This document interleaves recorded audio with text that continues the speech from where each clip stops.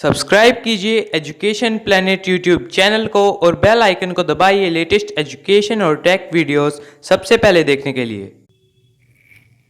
प्रिय विद्यार्थियों, education planet channel Nohar पर आपका स्वागत है। कक्षा 6 हिंदी की पाठ्य पुस्तक वसंत, उसका अध्याय 17 सांस सांस में बांस। इस अध्याय को हम इस वीडियो में लेते हैं। इसके पाठ्य पुस्तक के प्रश्नोत्तर, इस पाठ का सारांश, इसके पाठ के लेखक का परिचय, कठिन शब्दार्थ, इस प्रकार से संपूर्ण अध्याय को इस वीडियो में हम पूरा करेंगे। तो सबसे पहले हम बात करते हैं इस लेखक के बारे में, इसके पाठ के बारे में। तो यह पाठ एलेक्स एम जॉर्ज द्वारा लिखित निबंध है जो बांस के बारे में है। और आप जानते हैं कि बांस भारत के उत्तरी पूर्वी क्षेत्र के 7 राज्यों में बहुत अधिक मात्रा में पाया जाता है। यहाँ के कई समुदायों का भरण पोषण बांस से ही होता है। नागालैंड में रहने वाले लोगों ने तो बांस से चीज़ें बनानी सीखी, तभी से वहाँ बांस का प्रयोग हो रहा है। बांस से केवल टोकरियाँ ही नहीं बनती, बल्कि बांस की खपच्चियों से ढेर सारी चीज़ें बनाई जा सकती है, जैसे तरह तरह की चटाइयाँ, टोपियाँ, टोकरियाँ, बर्तन, फर्नीचर, सजावटी सामान, जाल, मकान, पुल और खिलौने। असम में मछली पकड़ने के लिए जाल जकाई लगाया जाता है और यह बांस की खपच्चियों से शंकुल आकार में बनाया जाता है। यह उत्तरी पूर्वी भारत में जुलाई से अक्टूबर तक बहुत अधिक बारिश होने के कारण वहाँ के लोगों के पास कोई काम नहीं होता, इसलिए वे उस समय बांस इकट्ठे करते हैं और 1 से 3 साल की उम्र वाले बांस सामान बनाने के काम में लाए जाते हैं। बूढ़े बांस सख्त होने के कारण जल्दी टूट जाते हैं। बांस से शाखाएं और पत्तियां अलग कर दी जाती है। दाव यानी चौड़े फाल वाले चाकू से बांस को छीलकर खपच्चियाँ तैयार करते हैं और खपच्चियों की लंबाई उतनी ही रखी जाती है जिससे कि वस्तु बनाने में लगती है। खपच्चियों की कारीगरी सीखने में काफ़ी समय लग जाता है और खपच्चियों की लंबाई चौड़ाई काटने के बाद उन्हें चिकना किया जाता है और खपच्चियों को चिकना करने के लिए दोआब का प्रयोग किया जाता है और घिसाई द्वारा खपच्चियों को चिकनी की जाती है। चकनी की जगह आप इसको चिकनी पढ़िएगा, चिकनी। इसके बाद उनकी रंगाई भी की जाती है और रंगाई के लिए गुटवल और इमली की पत्ती का प्रयोग किया जाता है। काले रंग के लिए इन्हें आम को छाल में दबाकर, आम की छाल में इससे लगट कर, इसके लपेट कर लिखना है इसको, यहाँ लपेट कर मिट्टी में दबा दिया जाता है। बांस की बुनाई और बुनाइयों जैसी होती का डिजाइन इन जाता है और दुईल के लिए प्रत्येक बौने को 2 या 3 तानों के ऊपर नीचे किया जाता है। ऐसे ही कई प्रकार के डिजाइन बनाते हैं। टोकरी के सिर मोड़कर नीले को और फंसा दियों को जाता है और इस प्रकार से ये तैयार हो जाती है। कुछ इसमें शब्दों को लिखते समय कुछ इसमें गलतियां हो गई है, आप उसको थोड़ा सा इसमें संशोधन कीजिएगा, इसका थोड़ा आप ध्यान कीजिएगा। अब देखते हैं इस पाठ के कठिन शब्दों को हम। देखिए, पहला जो इसका शब्दार्थ है वो है करतब। करतब का मतलब है करामात, दफनाए। मुर्दे को ज़मीन में गाड़ने का काम दफनाया होता है। बहुतायत, बहुत अधिक। इसके बाद में चलन। चलन का मतलब रिवाज, प्रचलन। चलन का मतलब है यही तरकीब, तरीका, शंकु, खूंटी। ईंधन, जलाने का सामान। पालना कहा जाता है झूले को। मसलन, उदाहरण के लिए। गठान, गांठ। हुनर, कलाकारी को कहा जाता है। तर्जनी, अंगूठी, अंगूठे के पास की अंगुली, तर्जनी। दौरान, बीच में, प्रक्रिया, तरीका। अब इसके हम लेते हैं प्रश्नोत्तर।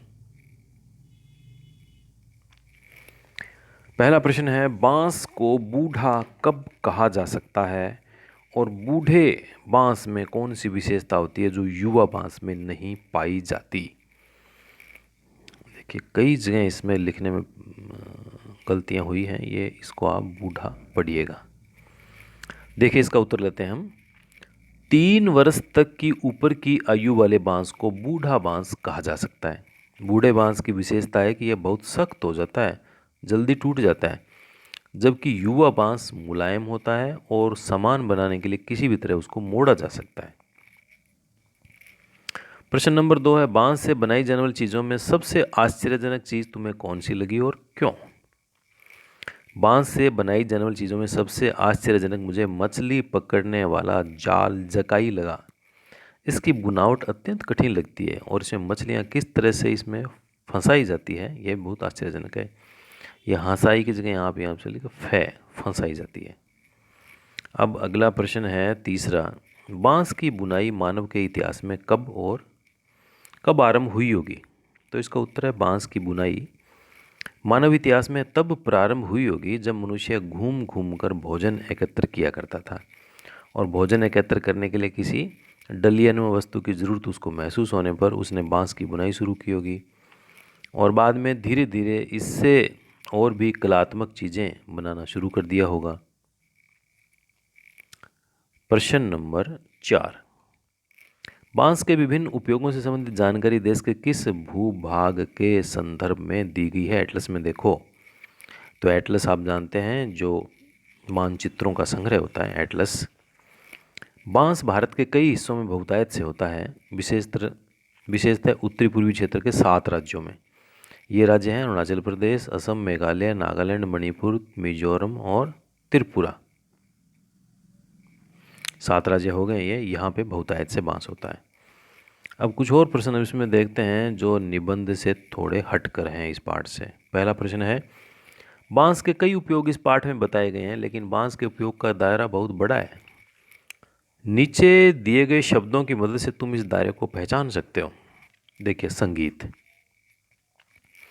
संगीत के लिए विभिन्न आकार प्रकार की बांसुरियाँ बनाई जाती है, बांसुरी बांस से बनती है। मच्छरदानी लगाने के लिए बांस की छड़ी बनाई जाती है। प्रकाशन के लिए बांस से कागज बनाया जाता है। फर्नीचर, घर को सजाने के लिए बांस का फर्नीचर बनता है। एक नया संदर्भ, बांस से बर्तन, औजार, टोकरी, मकान, टोपी, अचार इत्यादि भी बनाए जाते हैं। देखिए बांस के कितने उपयोग हैं। अगला इसका प्रश्न है, इस लेख में दैनिक उपयोग की चीज़ें बनाने के लिए बांस का उल्लेख प्राकृतिक संसाधन के रूप में हुआ है। नीचे दिए गए प्राकृतिक संसाधनों से दैनिक उपयोग की कौन सी चीज़ें बनाई जाती है? प्राकृतिक संसाधन दैनिक उपयोग की वस्तुएं, इनमें से किन्हीं दो प्राकृतिक संसाधनों का इस्तेमाल करते हुए कोई एक चीज़ बनाने का तरीका अपने शब्दों में आप लिखिए। चमड़ा, जूता, बैग, पर्स, बेल्ट, जैकेट, बहुमूल्य वस्तुओं की कवर इत्यादि बनते हैं। घास के तिनके, चटाई, खिलौना, टोकरी बनती है। गोबर, उपले, घर की लिपाई, पुताई, खाद काम आता है। पेड़ की छाल, कागज़, अगरबत्ती, वस्त्र बनते हैं। मिट्टी, बर्तन बनते हैं। मकान, खिलौना, गुल्लक सभी से बनते हैं। प्रश्न नंबर 3 है, जिन जगहों की सांस में बांस बसा है, अखबार और टेलीविज़न जरिए उन जगहों की कैसी तस्वीर तुम्हारे मन में बनती है? तो इसका उत्तर है, सांस में बांस बसे होने का अर्थ है बांस पर ही जीवन निर्भर होना। ये बात आपको समझनी जरूरी है। सांस में बांस, इस पाठ का नाम ही है सांस में बांस। तो इसका मतलब है बांस पर ही जीवन निर्भर, मुख्य काम बांस से ही संबंधित है। इस बात को समझने के लिए हमें उन जगहों की यात्रा करनी होगी जहाँ बांस का उद्योग फल फूल रहा है। उनके इलाकों में हर तरफ बांस के झुरमुट या बाड़ियाँ नजर आती है। लोग बांस के बने घरों में रहते हैं, बांस की बनी टोपियाँ पहनते हैं। उनके फर्नीचर, बर्तन, औजार, कुछ खाद्य पदार्थ भी बांस के बने होते हैं। बांस पर ही उनका रोजगार टिका रहता है। बांस की बनी वस्तुएं बाजार में बेचते हैं, जैसे टोकरी, जाल, चटाई, खिलौने आदि। उनके घरों के आसपास बांस की चिरी हुई खपच्चियाँ बिखरी दिखाई देती हैं। अगर बांस न हो तो उनकी रोजी रोटी खतरे में पड़ जाएगी और वे अपनी अधिकांश आवश्यकताओं की पूर्ति के लिए बांस पर ही निर्भर रहते हैं। अब अनुमान और कल्पना के आधार का प्रश्न है, इस पाठ में कई ऐसे हिस्से हैं जहाँ किसी काम को करने का तरीका समझाया गया है। जैसे छोटी मछलियों को पकड़ने के लिए इसे पानी की सतह पर रखा जाता है या फिर धीरे धीरे चलते हुए खींचा जाता है। बांस की खपचियों को इस तरह बांधा जाता है कि वे एक शंकु का आकार ले ले और इस शंकु का ऊपरी सिरा अंडाकार होता है। निचले नुकीले सिरे पर खपचियाँ एक दूसरे से गूंथी हुई होती है। गूंथी हुई, इसमें कई जगह इसमें गलतियां हैं, गूंथी होती है। इस वर्णन को ध्यान से पढ़कर नीचे दिए गए प्रश्नों के उत्तर आप अनुमान लगा कर दो। यदि अंदाज लगाने में दिक्कत हो तो आपस में बातचीत भी कर सकते हैं। पहला है, बांस से बनाए गए शंकु के आकार का जाल छोटी मछलियों को पकड़ने के लिए क्यों इस्तेमाल किया जाता है? तो इसका उत्तर है, शंकु के आकार के जाल में छोटी मछलियां अधिक और शीघ्रता से फंस जाती है। इस जाल को जकाई कहा जाता है। दूसरा है, शंकु का ऊपरी हिस्सा अंडाकार होता है तो नीचे का हिस्सा कैसा दिखाई देता है? ऊपर का हिस्सा अंडाकार होता है तो नीचे का हिस्सा चौड़ा दिखाई देता है। और अगला है, इस जाल में मछली पकड़ने वालों को धीरे धीरे क्यों चलना पड़ता है? वो इसलिए चलना पड़ता है कि जाल में मछलियों की संख्या अधिक होने के कारण मछलियों के भार से जाल टूट जाने का डर रहता है। इसलिए इस जाल से मछलियों को पकड़ने वालों को धीरे धीरे चलना पड़ता है। तेज चलने से मछलियां जाल में टकराएगी और वापस जल स्रोत की ओर जा सकती है। अगला है, शब्दों पर गौर। इन वाक्यांशों का वाक्यों में प्रयोग करो। चित्रकार के हाथों की कलाकारी उसके चित्रों में दिखती है। लगता है कि ये आड़ा तिरछा चित्र किसी बच्चे ने बनाया है। आज यहाँ घनघोर बारिश हुई है। ये डलियामा टोकरी बांस की बनी है। और भारत में बुनाई का सफ़र प्राचीन काल से चला आ रहा है। आपके कहे मुताबिक मैंने अपना काम कर दिया है। तो ये हमारा प्रश्न था और इसके बाद में हम लेते हैं इसके अगले प्रश्न को। चलिए अगला प्रश्न लेते हैं। इससे पहले हम ये जो शब्द हैं, ये शब्द इसमें पहले आए नहीं थे। इन वाक्यांशों का वाक्यों में प्रयोग करो। तो जो वाक्यांश हैं वो हैं, हाथों की कलाकारी, घनघोर बारिश, बुनाई का सफ़र, आड़ा तिरछा, डलिया नुमा और कहे मुताबिक। ये 6 शब्द हैं। इन जो ये वाक्यांश हैं इनका हमें वाक्य में प्रयोग करना है। तो पहला है हाथों की कलाकारी। तो इसका वाक्य में प्रयोग हो गया, चित्रकार के हाथों की कलाकारी उसके चित्रों में दिखती है। दूसरा शब्द है घनघोर बारिश। तो इसमें बन जाएगा, आज यहाँ घनघोर बारिश हुई। फिर अगला शब्द है बुनाई का सफ़र। तो भारत में बुनाई का सफ़र प्राचीन काल से चला आ रहा है। ये इसका वाक्य में प्रयोग हो गया। फिर है आड़ा तिरछा। तो लगता है ये आड़ा तिरछा चित्र किसी बच्चे ने बनाया है। इसका प्रयोग हो गया। डलिया नुमा। ये डलिया नुमा टोकरी बांस की बनी हुई है। डलियामा की जगह डलिया नुमा पढ़िएगा आप। और अगला है आपके कहे मुताबिक। तो ये बन जाएगा, आपके कहे मुताबिक मैंने अपना काम कर दिया है। तो ये ऐसे वाक्यांश थे जिनका वाक्यों में हमने प्रयोग किया। अब अगला प्रश्न व्याकरण से संबंधित है। बुनावट शब्द बुन क्रिया में आवट प्रत्यय जोड़ने से बनता है। इसी प्रकार नुकीला, दबाव, घिसाई भी मूल शब्द में विभिन्न प्रत्यय जोड़ने से बने। इन चारों शब्दों में प्रत्ययों को पहचानो और उनमें से 3-3 शब्द और बनाओ। इन वाक्यों का वाक्यों में प्रयोग भी कीजिए। देख लिए अब कौन से हैं इसमें शब्द है। इसमें बुनावट, नुकीला, दबाव और घिसाई। देखिए अब ये बुनावट बुन प्लस आवट इससे बना हुआ है। और लिखावट लिख प्लस आवट से बन गया। और इसके बाद में रुकावट रुक प्लस। तो इस प्रकार से ये शब्द बने हैं। इनके हम वाक्यों में प्रयोग करेंगे या इस प्रकार के अन्य 3 वाक्य बनाएंगे। तो जैसे बुन प्लस आवट, ऐसे 3 अन्य हम शब्द यदि बनाएंगे तो वो है लिखावट, रुकावट और सजावट। वाक्य में प्रयोग हो गया, तुम्हारी लिखावट अच्छी है। रुकावट का हो गया, रास्ते की रुकावट से डरना नहीं चाहिए। सजावट से हो गया, तुम्हारे घर की सजावट बहुत अच्छी है। तो ये बुन प्लस आवट, बुनावट, ऐसे 3 शब्द और उनके वाक्य में प्रयोग। अब आगे देखते हैं। नोक प्लस इला। तो इससे एक नया शब्द बन गया नुकीला। ऐसे 3 अन्य शब्द यदि हम देखते हैं तो वो है पथरीला। ऐसा पथरीला रास्ता मैंने अब तक नहीं देखा था। चमकीला, ये नकली मोती अधिक चमकीला है। भड़कीला, ऐसा भड़कीला वस्त्र पहनकर मंदिर जाना ठीक नहीं रहेगा। तो ये हमने प्रयोग किए। और अगला है देब प्लस आव, दबाव। तो ऐसे 3 नए शब्द यदि हम बनाते हैं तो बहाव, इधर पानी का बहाव तेज है। ठहराव, उसके जीवन में ठहराव आ गया है। जमाव, डल झील में पानी का जमाव देखने लायक है। और घिस प्लस आई, घिसाई। अब इसी प्रकार के 3 हम और शब्द बनाते हैं तो वह लिखाई, पिसाई और रिहाई। लिखाई का वाक्य प्रयोग है, उसे निबंध लिखाई के पैसे मिलते हैं। पिसाई, चक्की पर गेहूं की पिसाई की जाती है। रिहाई, आज उसकी रिहाई होने वाली है। ये उनके वाक्य में प्रयोग हो गए। प्रश्न नंबर इसका हम 2 देखते हैं। नीचे पाठ में कुछ वाक्य दिए गए हैं और वाक्य हैं, वहाँ बांस की चीज़ें बनाने का चलन भी खूब है। दूसरा है, हम यहाँ बांस की 1-2 चीज़ों का ही जिक्र कर पाए हैं। तीसरा है, मसलन आसन जैसी छोटी चीज़ें बनाने के लिए बांस को हर एक गठान से काटा जाता है। और चौथा है, खपचियों से तरह तरह की टोपियाँ भी बनाई जाती है। रेखांकित शब्दों को ध्यान में रखते हुए इन बातों को अलग ढंग से आप लिखिए।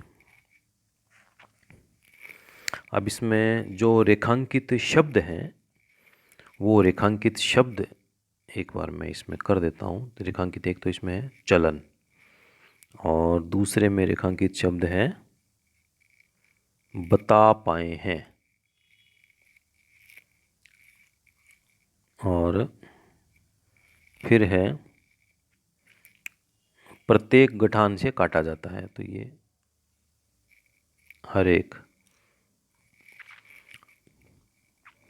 अब इन रेखांकित शब्दों को ध्यान में रखते हुए हमें इन बातों को अलग ढंग से हमें इसमें लिखना है। देखिए कैसे लिखेंगे। यहाँ बांस की चीज़ें बहुत बनती हैं। उदाहरण के लिए, यहाँ बांस की चीज़ें बहुत बनती है। उदाहरण के लिए, आसन जैसी छोटी चीज़ें बनाने के लिए बांस को हर एक गांठ से काटा जाता है। हम यहाँ बांस की 1-2 चीज़ों की ही चर्चा कर पाए हैं। कपचियों से कई प्रकार की टोपियाँ बनाई जाती है।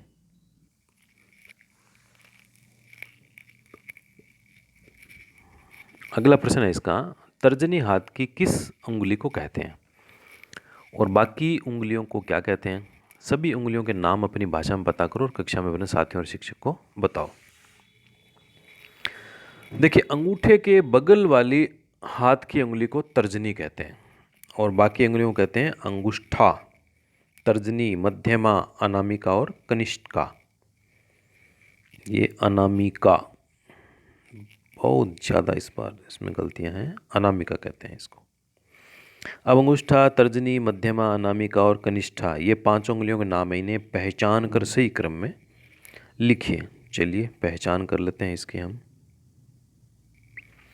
अंगुष्ठा तो अंगूठा हो ही गया है। तर्जनी अंगूठे के बिल्कुल पास वाली उंगली, और मध्यमा बिल्कुल मध्यमा बीच की, दोनों तरफ तो 2 हो जाएगी, बीच वाली मध्यमा हो जाएगी। अनामिका मध्यमा के पास वाली, जिसमें सगाई की अंगूठी पहनी जाती है। और कनिष्ठिका सबसे छोटी उंगली होती है, उसको हम कनिष्ठा कहते हैं। तो आपको ध्यान में आ गया, कनिष्ठा, अनामिका, मध्यमा, तर्जनी और अंगुष्ठ या अंगूठा। तो ये सांस सांस में बांस, इस अध्याय के हमने प्रश्नोत्तर और व्याकरण से संबंधित प्रश्न, लेखक का परिचय, इस प्रकार से हमने पाठ को पूरा करने का प्रयास इसमें किया है। और किसी अन्य विषय में किसी दूसरे वीडियो के साथ में हम फिर मिलेंगे। वीडियो को लाइक कीजिएगा, शेयर कीजिएगा और सब्सक्राइब चैनल को अवश्य कीजिएगा।